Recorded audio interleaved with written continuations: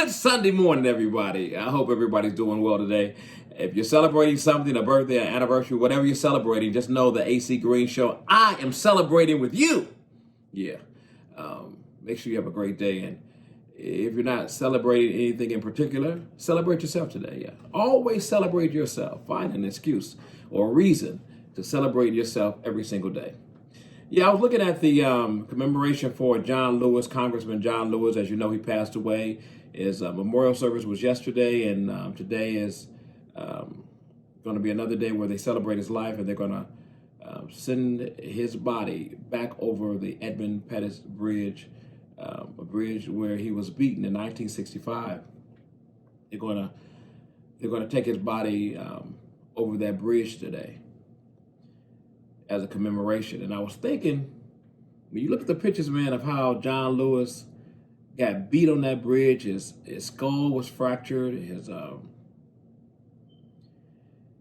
his life was changed. Imagine if we were going through that and he was willing to sacrifice his physical life for what he believed in. And I'm thinking about that, in this day and time, how much of our lives are we willing to sacrifice for the greater good?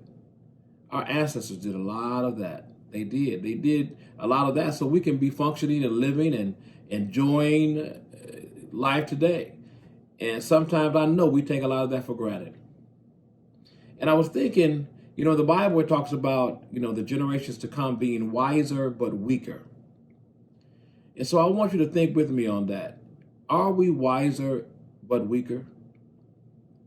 How many of us are willing to sacrifice our lives, ourselves, our physical body, and how many of us are willing to, go without, for the greater good? You have so many things going on in our families and our lives, and sacrifice is not something you see a whole lot of. So many levels we don't sacrifice like our ancestors did. I was thinking about, if John Lewis were to be your best friend, given what we have read about John Lewis, he's the kind of person you would want to be your friend. If you had a business, John Lewis is the kind of person you would want to be, your business partner in your business, working with your business. I'm sure the ladies out there, somebody who's committed as he is and was, his wife can attest to the fact that, he was a great husband. And so many women, isn't he the kind of husband you would want to have? Do we have these kind of people anymore? And once they're gone, who takes their place? And is the Bible right that generations to come will be wiser but weaker? How many of you have heard that in the Bible, by the way? Go to comments. Let me know if you have ever heard that scripture, and if you know that scripture, where that scripture is found in the Bible. Go to comments and place that scripture there. It's a scripture that talks about the generations to come being wiser but weaker.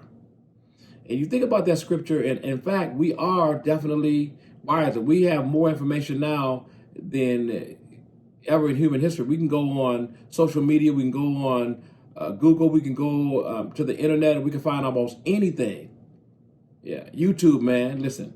Right now, you can go through YouTube and you can pretty much get a PhD with so much information there.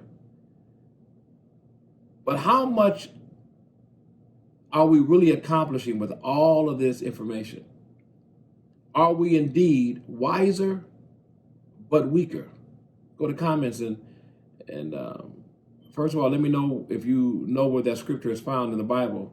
And is it true? Are we indeed wiser but weaker? Have we become wiser but weaker? Yeah. I think about, even me, some things that I'm not willing to do maybe like some of our ancestors did. Maybe it's because of convenience that I have, or just, it's a feeling maybe you don't have to go that far. I don't know.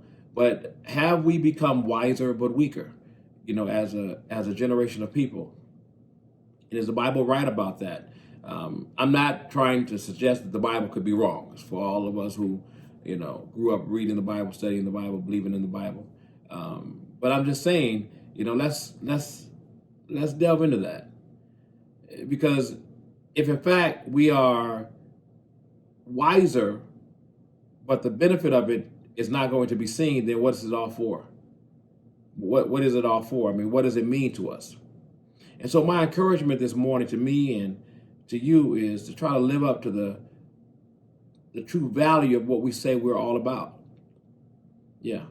See, our ancestors did a whole lot more with a whole lot less. They did. How were they able to pull that off? Because they were not being weak. Think about it. The more crutches we have and that we're given, the less we do. So they didn't have as many crutches. They only had what they had. They had oppression on every side. They had no window of opportunity in many cases to see something different.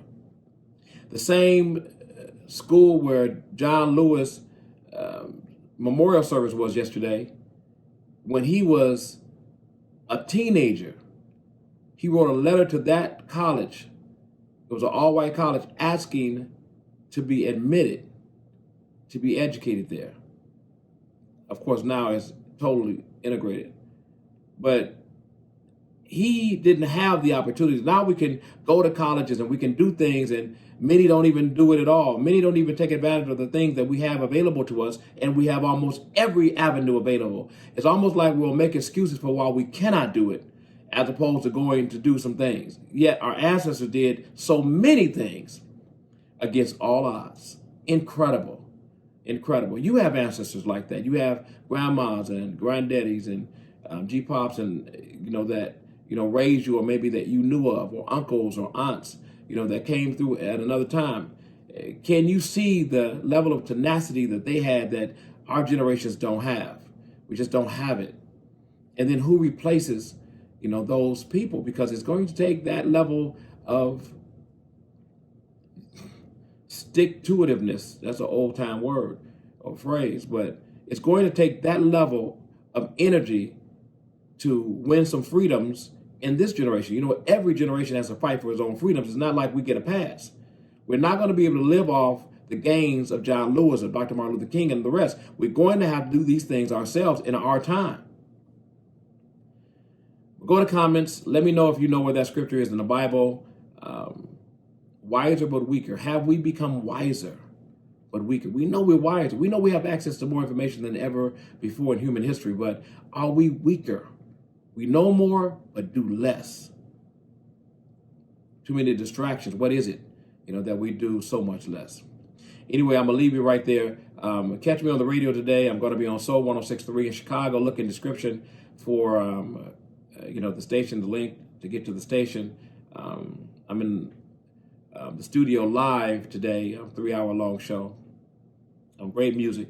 And by the way, if you have any music suggestions for the show today, just put it in comments and I'm going to hit it. I promise you I will. I do want us to consider this, though, because I don't want us to be going out the world backwards. Are we wiser, but indeed weaker? And all of us hate weakness. Nobody, the brothers don't like weakness. The sisters don't like weakness. Nobody likes weakness. Have we actually become weaker? At the same time, we have access to more information than we can consider ourselves wiser. Have we become a whole lot weaker? All right, have a great day, everybody. Make sure you celebrate yourself today. And enjoy this one.